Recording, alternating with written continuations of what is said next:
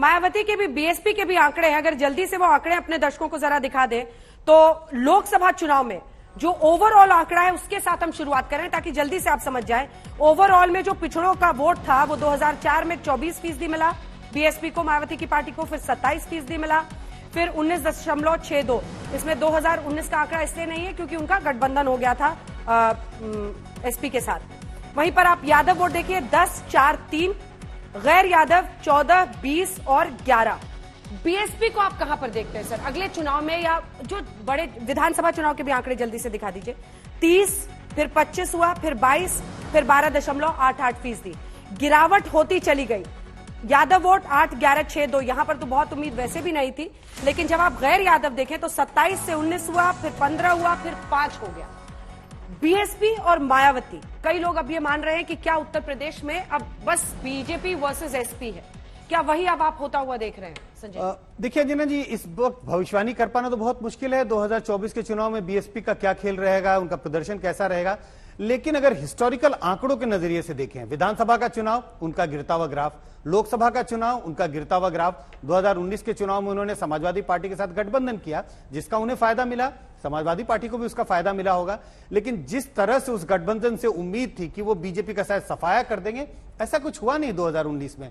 तो ये जो हिस्टोरिकल डेटा है वो इस ओर संकेत करता है कि बीएसपी का ग्राफ नीचे गिरता जा रहा है, और मुझे नहीं लगता कि 2024 के चुनाव में कोई ग्राफ ऊपर की ओर जाने लगेगा। इसी सवाल का पार्ट 2, अगर एक बार फिर से गठबंधन करने की तीनों चारों पार्टियां सोचती हैं, खासतौर पर एसपी, बीएसपी और कांग्रेस, क्या बीजेपी के सामने एक चुनौती खड़ी कर पाएंगे फिर से अगर करते हैं तो? देखिए, बीजेपी के सामने चुनौती तो जरूर होगी, लेकिन अगर एक पार्टी 50% से ज्यादा वोट लाने लगे, और ऐसा अगर आप 2019 के लोकसभा चुनाव की बात करें तो 14 ऐसे राज्य थे जहां बीजेपी ने अकेले अपने दम पर 50% से ज्यादा वोट लिया, और 2 राज्य ऐसे थे जहां पर अपने गठबंधन के साथ उनका वोट 50% से ऊपर चला गया। अगर ऐसी स्थिति होने लगेगी तो चाहे 4 पार्टियां चाहे 16 पार्टियां मिल जाएं, उस पार्टी का कुछ नहीं बिगाड़ सकती, या कह सकते हैं उस पार्टी का को नुकसान पहुंचाना मुश्किल है जिस पार्टी के पास 50% से ज्यादा वोट होंगे। गुजरात में हाल में ही हमें यही देखने को मिला, और अगर ऐसी स्थिति होगी तो चाहे गठबंधन हो जाए कांग्रेस, बीएसपी, एसपी का, उसमें 2 पार्टियां और भी शामिल हो जाएं, बीजेपी के लिए चुनौती तो होगी लेकिन इतनी बड़ी नहीं जिससे बीजेपी को करारी शिकस्त दी जा सके। घनश्याम जी, सिर्फ एक पार्टी सदस्य नहीं बल्कि एक पॉलिटिकल एनालिस्ट के तौर पर भी इस सवाल का जवाब दीजिए कि पिछड़ी जातियां ज्यादातर समाजवादी पार्टी बीएसपी के पीछे खड़ी रहती थी, हमेशा बीजेपी को वो नकार देती थी, लेकिन इस तरह का ट्रेंड क्या साफ संदेश नहीं दे रहा है कि 24 में कुछ भी करिए, हाथ भी मिला लीजिए, तीनों भी एक साथ आ जाइए, जैसा वो कह रहे हैं? और संजय जी न्यूट्रल तरीके से कह रहे हैं, अगर आप उनको ये कंसिडरेशन दे दें, हालांकि आजकल उंगलियां सब पर उठती हैं, तो फिर आप लोगों के लिए अभी से राह मुश्किल दिख रही है। नहीं, 2014 का चुनाव अच्छे दिन के ढकोसले पे हुआ था जो बाद में जुमला साबित हुआ, जिसका राम नाम सत्य हो चुका है। 2019 का चुनाव राष्ट्रीय सुरक्षा के जो मंजर थे उसके आधार पर हुआ था, जहां पर जनता ने भारी समर्थन भारतीय जनता पार्टी को दिया। 2024 का चुनाव जो होगा वो जनता के उन मुद्दों पे होगा जो उसके मूलभूत मुद्दे हैं, और वहां पर देश के युवा अपनी नई इबारत लिखेंगे। हर वो जो व्यक्ति जो चाहता है कि इस देश में प्रतिदिन हिंदू मुस्लिम की बहस ना हो, जहां पर सरकार अपने तरीके से देश को तोड़ने की कोशिश न करे, वो नई इबारत लिखेगा, किसान इबारत लिखेगा। तो मुझे लगता है ये कहना कि 2024 का चुनाव की पटकथा रची जा चुकी है वो मुश्किल, लेकिन एक चीज कहा जा सकता है, 2024 के चुनाव में भारतीय जनता पार्टी सिर्फ अकेले जाएगी, उसके पास अलायंस पार्टनर के रूप में कोई नहीं बचा हुआ है। जिसने उसके साथ अलायंस पार्टनरशिप की वो सीधे शमशान या कब्रिस्तान कहीं तो पहुंच गया, वो उसकी पार्टी, उसकी राजनीति। तो भारतीय जनता पार्टी सिर्फ अकेले खड़ी है एक जर्जर नेतृत्व के तहत, जिसके पास अपने ढकोसले और घिसे पिटे वादे जिसे वो पूरा नहीं कर पाई है, उसके अलावा कुछ नहीं है। हाँ, कुछ आस्था भरी बातें हैं जो आप किसे कह रहे हैं, जिनका नेतृत्व जर्जर है। 10 साल से अगर आप अपने वादों को पूरा करने की कोशिश कर रहे हैं, नहीं कर पा रहे हैं एक भी वादा। 2022 में बुलेट ट्रेन की बात कहने भूल गए थे। उन्होंने गठबंधन धर्म की बात की। हाँ। इनका गठबंधन धर्म यह होता था कि बसपा का समर्थन लेके मायावती के कपड़े फाड़ देते थे और उनकी हत्या का प्रयास करते थे। ये गठबंधन धर्म है। पर बिछड़े सभी बारी बारी। हाँ, लेकिन अभी बहुत साथ हमारे साथ है। अभी देखिए, शिवसेना के साथ हमारा गठबंधन है, महाराष्ट्र में सरकार है, एकनाथ शिंदे जो है तो शिवसेना, ये भूतिया गठबंधन है, शिवसेना की सरकार, ये भूतों का गठबंधन है कि नहीं है? वो शिवसेना की सरकार है, और वो वाली शिवसेना थोड़ी है। क्यों नहीं है? अरे भाई, बाला साहब की शिवसेना तो वही है। 50 खोखे एकदम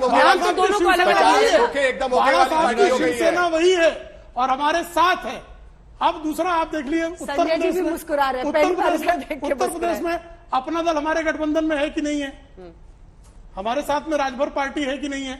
है कि नहीं, आप बताइए। अभी तो बताइए, चुनाव में इनके उधर राजभर थे। भाग खड़े हुए है कि नहीं, अभी ये तो भी बताइए। राजभर उधर नहीं, थे, राजभर अभी इनके साथ तो भाग खड़े नहीं, हुए है कि नहीं, ये बताइए। इनके साथ तो भाग खड़े हुए हमारे साथ जो है वो थे तो लाभ में थे, आज इनको गरियाते हुए टले, चुनाव खत्म हुआ। मजा आ गया और सर, इनके आपने साथ कहा शिवसेना आपके साथ है। हाँ, है ना, हाँ? पूरी तरह से अंजना जी। 100% असली शिवसेना हमारे साथ।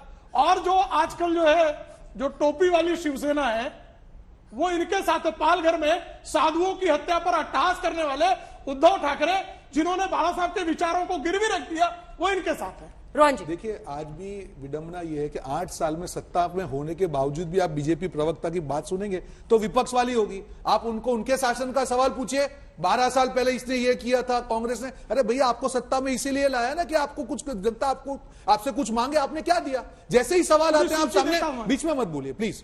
जैसे ही आपको 4 सवाल, मैंने तो आपको पूरा न्यू ईयर का आपका रिजोल्यूशन दिखाया प्रधानमंत्री जी का 2022 के सारे, मैंने आपको रिजोल्यूशन दिखाया। ये हकीकत है आपके आंकड़े, मैंने तो नहीं कहा, मैंने तो प्रधानमंत्री जी को नहीं कहा था, मैंने नहीं कहा था कि हर घर में बिजली दे, मैंने नहीं कहा था किसान,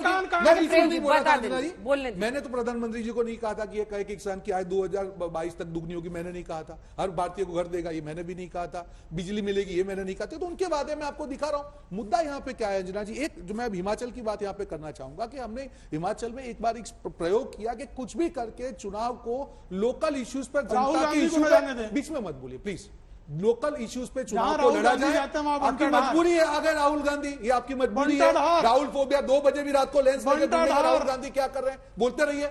हिमाचल में मुद्दों के हमने राजनीति की, लोकल मुद्दों पे जनता पे की, और यही भारत जोड़ो यात्रा का उद्देश्य है कि जब तक जनता के मुद्दे पे बात नहीं होगी तब तक ये यात्रा जो है इसी तरह से लोगों को जगाती रहेगी कि आप अपने मुद्दे पे बात कीजिए। जैसे ही जनता के मुद्दे पे बात होगी, ये जो कीचड़ जो है जिसमें कमल खिला हुआ है, कीचड़ साफ होगा, कमल मुरझा जाएगा, और देश की जनता अपने मुद्दे पे राजनीति करेगी और धर्म और जाति के मुद्दों पर राजनीति नहीं होगी।